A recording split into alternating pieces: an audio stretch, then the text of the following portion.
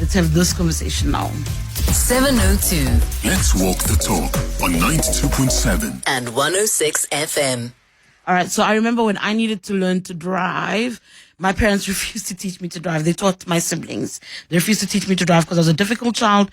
And my mother would say to my dad, go try and teach her to drive. You get to a stop sign and you say to her, she must stop at the stop sign. She'll ask you why. What you going to say? She must go be taught at a driving school. And I was actually quite happy to be taught at a driving school. I think I became an excellent driver. I still think I'm an excellent driver because of that. So we'll have this conversation about what it takes to really groom people, to get ready for the roads. If you look at the stats, road carnage is part and parcel of a big conversation, big concern that's happening in our country. So we do need to be able to figure out what it takes to prep people and whether or not learner behavior and how do you influence it from this level. I'm joined on the line now by Chetty. He's the director of Ken's driving school. I'm also joined, I think, via Zoom by Siyabonga Lushaba, who's the director and founder of the Ambitious Beginnings Driving School. Good morning to you both. Welcome to Radio 702. Kenny, let me start with you on the line. How did you end up becoming a person who runs a driving school? How do you end up in that space? Was it something that you set out to do, or do you coincidentally find yourself there? Good morning, Tshidi, and good morning to your listeners, and thanks for the opportunity.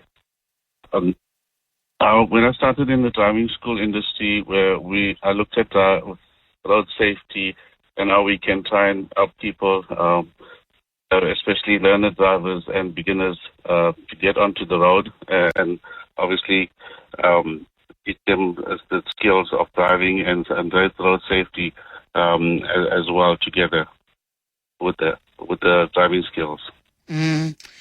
Siyabonga, on your part, your experience in finding a driving school, running a driving school, what was your pathway towards it?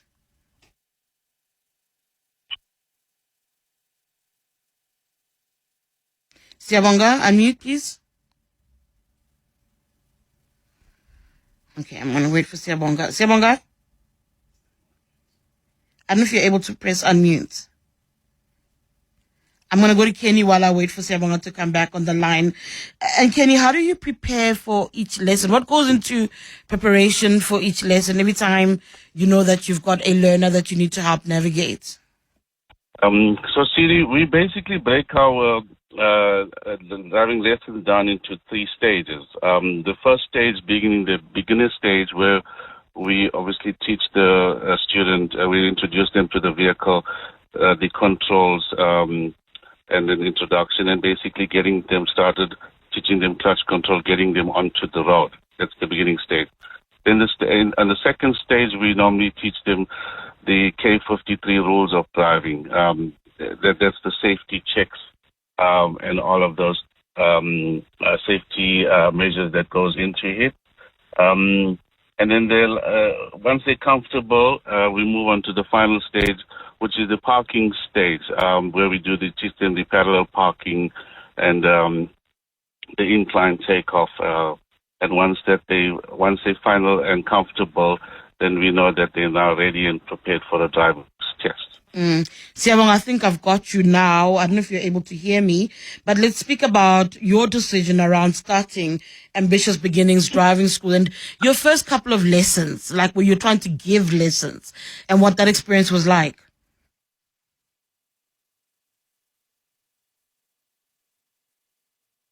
Siyabonga? I keep struggling with Siyabonga's line. I'm not sure what the problem is. We're going to try to bring him up on the phone line. I think there is a problem with the connection on the internet at the moment. Kevin, I come back to you now. There's a lot. I think you've got him now. Siyabonga, I'm going to try to bring you up on the phone line. Hi, Siyabonga. Let's try to do it this way. Can you hear me loud and clear, Siyabonga? Yes. Sorry about that. No, it's okay. It's okay. Let's move forward.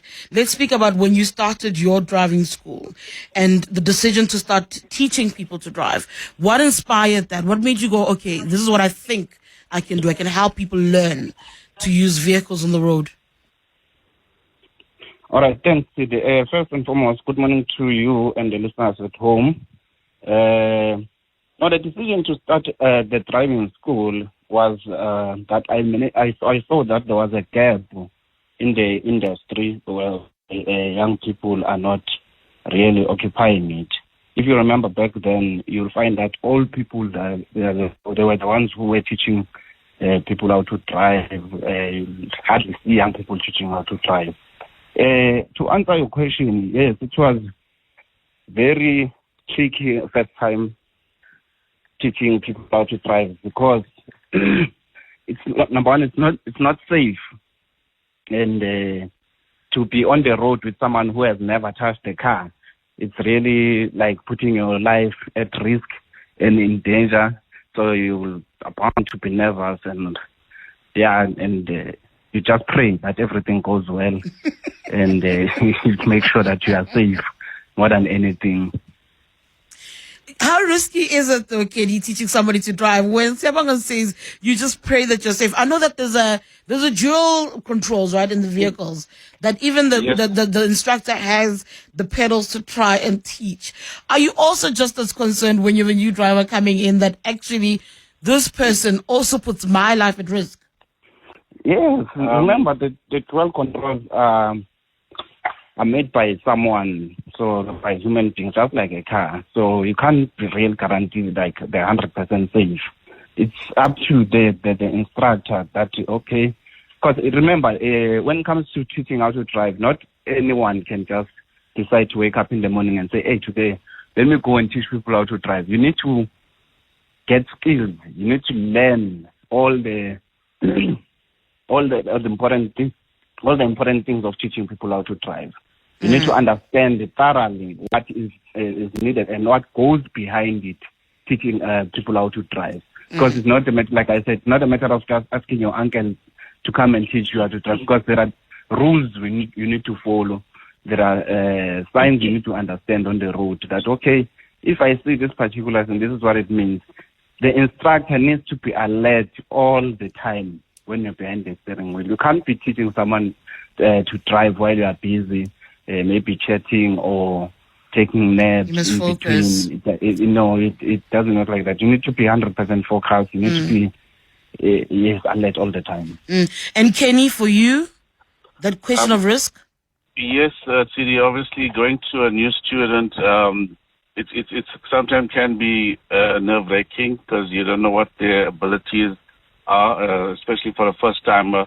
But to get over that, obviously, we use our dual controls in the first half an hour or so until we get comfortable and with the student, and slowly, obviously, take them forward from there. But eventually, that's what we do every day, and we're quite used to that, though. Do you, and this is a question I'm going to ask you, Kenny. Do you start with your students from when they need to do their learner's permit before they actually get on the road, or do you wait for them to get their learners and then you gauge them? Okay, so the students have to start with the learners, so we do offer assistance with that where we offer learners packages as well. And then once they do obtain their learners, then we then take them out and get them onto the road. And get them start the preparations for the driver's test. But Siyabonga, and then the lessons themselves. I think often I see people offering, is it 10 lessons? Are those sufficient to get somebody? Is that adequate to get somebody ready to drive, to be able to get a permit? I often see people offering a package that has 10 lessons or so. When it comes to that, actually, we're living in a country where our economy is not really that good enough, but 10 lessons is, I always advise my clients to take a minimum of 15 lessons, because 10 lessons I don't think it's adequate enough. The reason why I'm saying that is because, remember, when you learn to drive, you need to learn first on the road, understand the basics, before we take you to do the parking, which is parallel parking, early docking, 3.10, and so on. Because I can't take you to do parking without understanding what the car is, what is the purpose of the clutch, what is the purpose of the brake and the accelerator. Otherwise, we'll end up bumping the fence there by the yard or the wall by the yard. Because when I'm teaching parking, I need to stand outside of the car and direct you while I'm standing outside of the car. So, okay, this is how you measure the turning points or the points of the parking, so that you're able to master it and understand exactly what is needed of you when you go for your testing. So the 10 lessons is not good enough, but we try and push within those 10 lessons, because a lot of our applicants tell us they don't have enough money to pay for more lessons, which is a bit difficult. But I always convince them that no, for your own safety, it's better to take at least minimum of 15 lessons upwards. And those 15 lessons doesn't mean it will be enough. Sometimes you'll have to add more lessons so that you at least become better and perfect when it comes to e-driving. There's a lot of questions for both our instructors. I'm going to take a quick break. I see people want to know if you're teaching to drive on the highways. How do you help somebody with a phobia for driving? We'll answer. 702 Let's walk the talk on 92.7 and 106 FM. 10:23, the Clement Manyathela show. Tshidi Madia in for Clement. We are speaking to two driving instructors. It's across the desk. I'm not going to hog them because I'm looking at the phone lines, I'm looking at the WhatsApp lines, and I think there are a lot of people who want to speak to. I guess I've got Kenny Chetty, who's director at Ken's Driving School, and Siyabonga Lushaba, who's the director and founder of Ambitious Beginnings Driving School. But I see lots of calls and voice notes. I'm going to start with you, Jake, in Dawn Park. Allow you an opportunity to speak to our guest. Good morning, Jake. Good morning, and how are you? I'm very, very good. You want to speak to our instructors? Yes, I just want to ask a question. Go ahead. Yeah, I'm just wondering if the instructors are emphasizing on the usage of light at night, because most of these drivers are using very, very bright high beams. When you come up, and then we risk head-on collisions. It seems to me they don't understand that when the cars are facing each other, they've got to lower their beams. Sure, thank you, Jake. There is a question that speaks to driver behavior. I think that there is a question about what is emphasized. Thank you so much. That's Jake out in Dawn Park. Abu Siyabonga, there is a question about driver behavior and whether it's tied to what they are taught. I mean, the issue of the bright lights is a thing when you're driving at night where somebody's insensitive and they're trying to see. I also want to make a claim and say that part of the problem in Gauteng is we don't have sufficient working lights in the evening. Gauteng's lights, Ekurhuleni, Joburg, simply aren't working. So that's a bigger problem. But you do find that there are cars that somebody is insisting on driving on bright.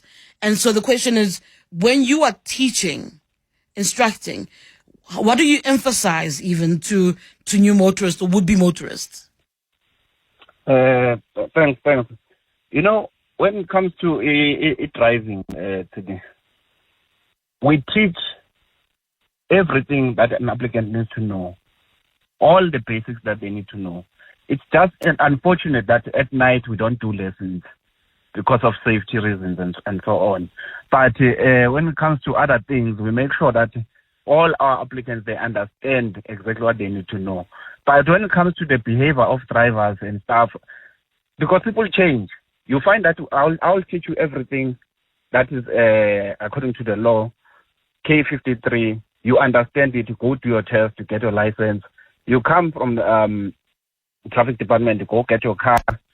And after getting your car, you go to the pub or wherever to drink. Afterwards, you want to come and drive, and then you start breaking all the rules and the laws of the road, of which is wrong. That is above our control as driving instructors and the driving schools. There's nothing much we can do, but we always caution our clients and our applicants about safety driving. When I teach you, I always joke about that once you enter a car, it's basically you are entering a moving coffin because anything can happen. Yeah, I always scary. tell the applicants that. But it's very true. It's very real. Thank you. Kenny, are there any people who come to you seeking to learn to drive and after at least one session you go, you have no business actually being on the road. I don't want to have any part in arming you and equipping you and helping you get a license to be on the roads? We do sometimes encounter students with disabilities, City, but we try as much as help them as far as we can go. We do have those challenges, and we try to motivate them.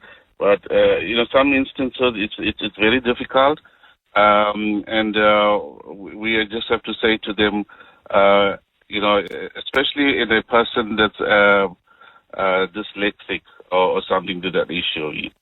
Sometimes it's impossible, but we try as much as possible to encourage them and motivate them until a certain stage. But those if are a people... person is not qualified to be licensed, but also, we also get the medical practitioners to come in there to ask them to seek guidance and assistance from medical practitioners and obviously get a professional opinion on it. I think that's a different issue. That's an important point that you raised, but it's almost different from what I was asking. I was asking mostly on attitude, where some people come in with an attitude that you realize that I don't want to call it recklessness, but there's some people who have that posture, and you realize that ideally you yourself don't want to be somebody involved in arming somebody like that.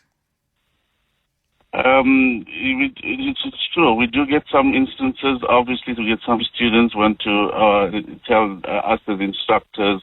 Some students that come in, they know how to drive. They're the ones that they're not the beginners. And we basically tell them, listen, it's our duty to prepare you for a driver's test, and discipline is something that comes into play here. And our most important goal is for you to pass the driver's test. We try to convince them, yes, but sometimes we do win, sometimes we don't.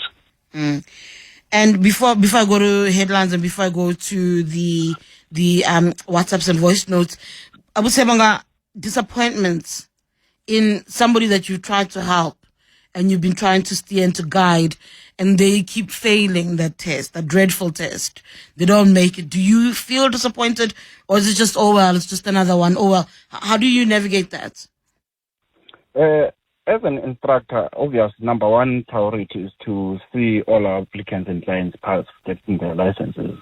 That is the number one priority. If you see your learner that they don't make it, they don't pass, meaning you feel like there's something wrong that we are doing as an instructor, you will try by all means to push and make sure that, okay, this time around we made a mistake here. Maybe let's improve on this mistake. Let's make sure that we practice. Maybe the applicant failed on parallel parking. We focus more on the parallel parking while we are doing the other parkings as well. But we'll be focusing on parallel parking. And you'll find out to go again to do the test, and the learner, they roll on the steep hill. It's really disappointing. It's really disappointing. The steep hill. I'm having such trauma listening to you boys. When I think about the flashing lights, I think about the steep hill and a rolling car. A rolling car. I used to shake. My foot used to shake as I was reaching out for a pedal to go, please don't make a mistake. Please don't roll back. It's 10:30. Yeah, your news headlines. Let's walk the talk. 702. 10:36. It's the Clement Manyathela show. We've got across the desk, we're speaking to driving instructors, Kenny, Chetty, and Siyabonga, Lushaba. There's so many people dying to speak to you both. I want to give them an opportunity, so less us, more them. But I also want to read this very message quickly. Where's that beautiful message that says here, every time when I catch a taxi, I used to make sure that I sit in the front to observe how a driver drives, to the point where I bought a cheap car and I taught myself to drive. It's very cute. That's very beautiful. I imagine there's something important about observing a driver. I want to bring in Butumelo from Westine. Good morning, Butumelo. Tshidi, how are you? I'm all good. You can speak to our experts. Yeah, good day. Tshidi, I know the guys have a win on behalf of Chef Department, but what I want to understand is, once you have gone through their schools and you've got your learners, you've done either 15 or 20 lessons, if you go for tests, is there any money that you need to pay? If there is, how much is it? Because I hear people say, if you don't pay 3,000, 4,000, the guys don't give you the license. What is the actual amount that one needs to pay for going for tests after going through the driving school? let me get this right. What are you asking about, the test fee, or are you asking about the Jojo fee? Because we also know, and it's something that I would like them to weigh in on as well, is that this is something that we've now come to almost accept, which is quite heartbreaking. Yes. That it's riddled with corruption. You hear people saying that you've got to bribe your way to a license, or you'll fail 1,000 times like some of us. So there is that view as well. So we'll ask them to weigh in on that. Thank you so much, Mutubela. Are you asking about the Jojo or about the actual fee to write the test? What I'm just saying, do you really have to pay for the test, and if so, how much, and why are people paying the 3,000 and 4,000, 5,000 rand? Okay, thank you so much. That's Mutubela out in Western. Kenny, that's an interesting question. Do people actually have to pay for the test? I think that's the first part. I think it's very important, and thanks for the caller to being honest and upfront. City, we live in a country, there's bribery and corruption everywhere. We've known it, we've seen it. It's something we don't engage in. Yes, it's very challenging for us, but it's something we don't engage in. We just simply say to learners, we sometimes get asked the question, we've heard we need to pay. What do we pay? We said, listen, our job is to teach you to drive. We will make sure you are 100% ready and put you through the test. So we don't engage in those corrupt activities as a driving school. So you don't, Kenny, help your learners register for the actual license test? We do help them to register for the driver's test, yes. How much is that? It's an online booking fee. It's an online booking system that we now have. For the driver's test, it's 228 rands to register for the booking. Yeah, all right, thank you. Siyabonga, he said, our caller said 3,000 rand. And that's why I asked, are you referring to Jojo or the actual cost of the test, the driver's test? How does corruption find its way in your space? Are you also struggling with learners who want to be aided to find their way through buying, in essence, licenses? How do you manage that? Tshidi, when it comes to this question, it's very tricky, but I'll be straightforward with you. At Ambitious Driving School, we do not condone corruption. So if there is someone who wants to do that, we tell them to go try somewhere else, because we want to protect the image of the company. We want to see the company grow. So we don't want to find ourselves in a situation whereby we are sabotaging what I've worked very hard for it to be here today. Yeah. So when it comes to the issue of corruption, bribes and all that, no, we do not condone that. But to encourage all our applicants to report it. If they hear that there's something which is not good happening at the driving school or the traffic department, to report it. Because I don't work alone. I've got instructors. I might not know what the instructor discussed with an applicant, but I encourage all my applicants to communicate with me as the owner of the company to tell me that, no, Sia, your instructor has said 1, 2, 3. What should I do? And I always tell them that when it comes to the issue of payments, if all the funds are paid through the company's account, if there is a transaction happening between the two parties, do not come back to me and say, I gave so and so money. What is the story now? Because that would be putting my company at risk. I don't do that, and I don't condone that. All right, Andy in Pretoria. Good morning. And good morning, gentlemen. Siri, I just want to start with the following to say that, number one, we have been waiting in the training fraternity, driving schools, advanced driving houses, and for more than 20 years on the government to retrain driving schools, because there's a challenge. Those two gentlemen are involved in the training of novice drivers. Then after obtaining my driving license as a novice, whereby I have been driving the vehicle, because it was basics, at a maximum speed of 55 to 60 kilometers. And then my parents decided that this is a blessing for my child. He or she got her license. I can go and buy my child a car.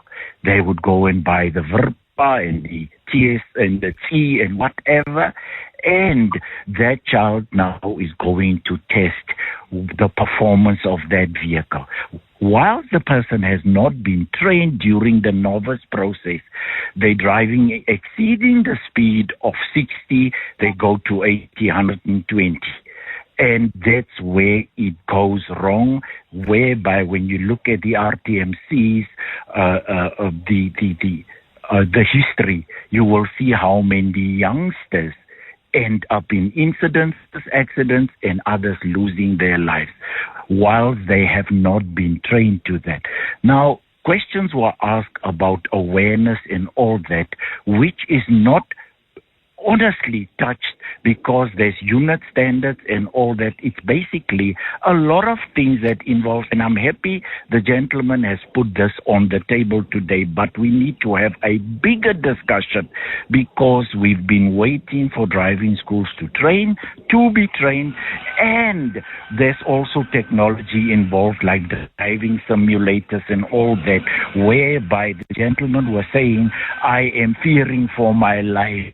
Whereas a driving simulator can assist you that by the time the person gets into the car, he or she knows and understands the operation of the clutch, the brake. So there are technology as well. But like I said, the problem is where people get their licenses and they go and exceed the speed limit while they were not trained.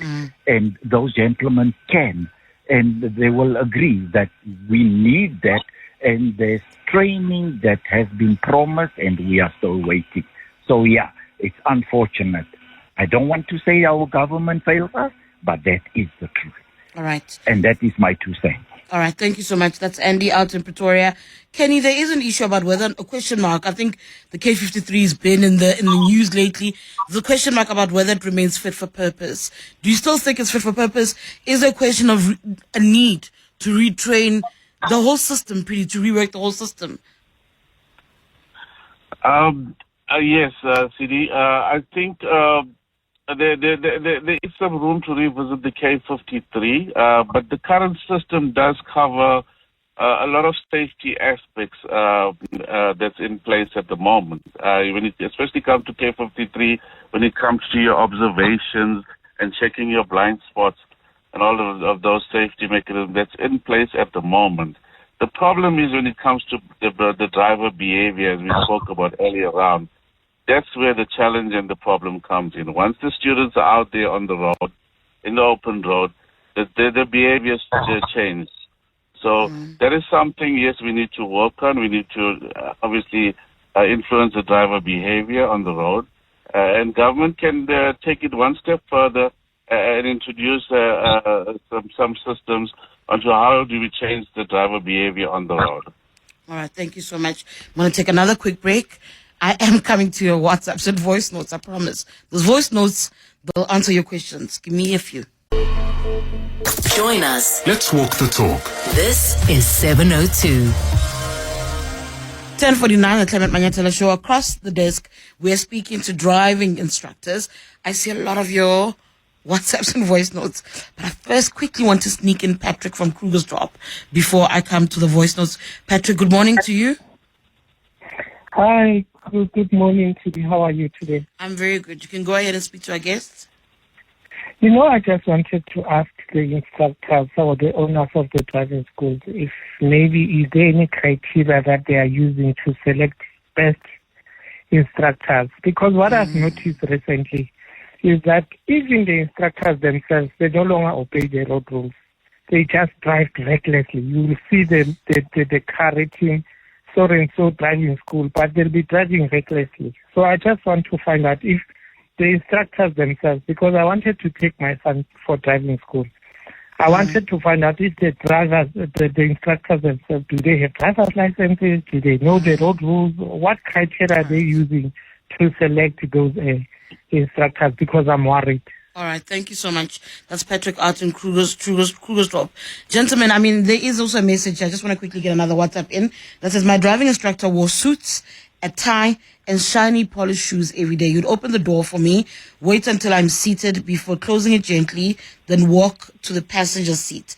As I said, I would take the clean, shiny dashboard and perfume or air freshener in the car and the spotlessness of the car. He never raised his voice, nor changed his tone, not once, even when the words he was uttering would have had more powerful impact with a different tone. When people use the word gentleman, that's who I'm reminded of. That was back in 1992. I've sadly forgotten his name. Okay, that speaks about the culture, also about what an instructor looks and feels like. Siyabonga, the importance of the criteria that you look for when you are picking your instructors. Okay, thanks for that question today. Look, when it comes to the issue of getting an instructor, you get obviously someone who has a driver's license.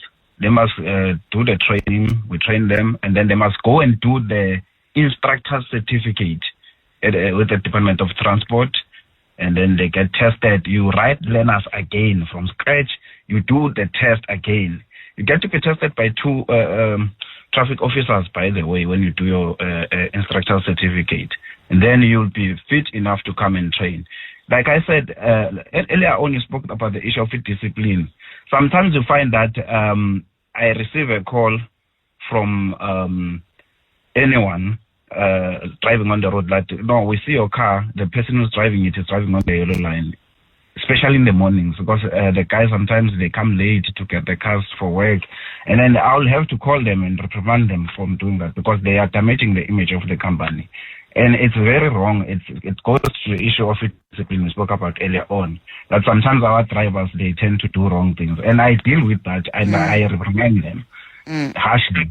Right. Because I don't promote such things. When it comes to the company, once the car goes out, it's basically advertising, and I can't afford to lose business because of someone who decides to wake up late and then they start driving reckless on the road and putting the company at jeopardy. That's a man with his money on his mind. All right, I want to play a few voice notes for you, gentlemen, because there are questions there and comments there that I think I'd like you to speak to. Abel? Hi, good morning, Tshidi. How are you, my sister? I remember first time when I started to drive, it was somewhere in 2015, 2016.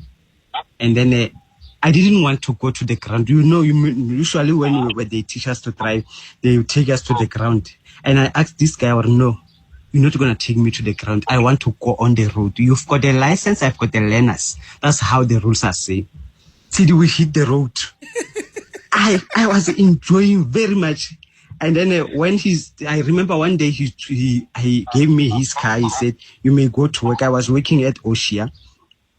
Till it was so nice. I enjoyed very much until I bought my own car. Ramaphosa Extension 2. Good morning, Tshidi. Ngosi here from Benoni. Tshidi, truth must be told. I think everyone is being taught during daylight, and so there's no way that they deal with the lights issue. Switch off now, switch it on now. You are distracting or obstructing the view of the next driver. No, they don't deal. Instructors don't really deal with light because the instruction takes place during the daylight when there's no dark, so they don't really deal with light. Good morning, Tshidi. I have a question for your guest there. My daughter went to a driving school 2 years ago and she failed. Then the learners expired and she was desperate. Then she got another learner's license. She went for a test again. She failed. The instructor told us that she's nervous. Just need your advice, please, because my daughter says it's traumatic. She cries every time. Thank you. All right, thank you so much. I like that voice note, because it speaks about the freedom. There's something when you finally get on the highway. I remember I lied to my dad and I drove to, what did I drive to? I drove from Leondale to that mall in the south. And then I was like, oh, but my foot. I keep saying when you hit the pedal, my foot, but the freedom of having completed one successful trip on the highway is amazing. But Kenny, she raises an important point, the trauma of these failed attempts to get a license and how traumatic it is and the inability to almost want to go back. What do you say to those people? CD, yes, we get that quite often where, you get students, children they're very nervous once they get into the, behind the steering. What we try and do is we try and maybe convince them to try an automatic. It's a less stressful because you're not dealing with a clutch and you don't have to keep changing gears. So we tried that as an option. Let's go over to the automatic and it's less stressful. Sometimes it does help. Sometimes it takes a little bit more of practicing as well. Sometimes you get to a stage where you can't win. In that case, we just advise the client, listen, this is not going to work. The other thing is, we don't want to put a child to a test and he keeps failing because they're nervous as well. So there's no other options there yet. So. All right, I want to play a few more voice notes. I'm almost I just done. want to comment on the driving at night. Yes. So I was about about the night time. Yeah, so a lot of the rules of the road are covered in the learner's test. So there is a section in the learner's test where they do talk about driving at night and dipping your beams bright and dim, and when to do it, when not to do it. So a lot of that is covered in the learner's section, and we do touch on that. The learner is actually quite right, though. We don't teach clients at night because obviously, as we spoke about earlier, due to safety reasons. Thank you so much. I am pretty much done with the conversation. But Siyabonga, just before I go, just very quickly, what do people need to do if they want to become driving instructors? How do they even find you? If they want to become instructors, they can call us.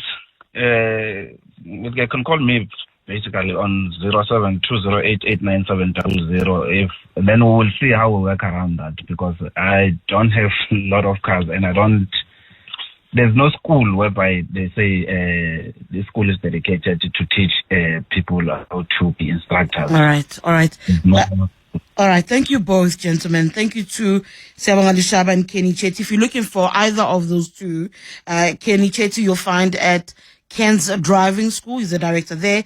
And Siyabonga Lushaba is the director and founder of Ambitious Beginning.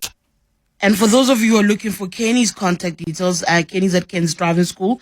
That number is 074-148-6288. It's now time for your Eyewitness News update.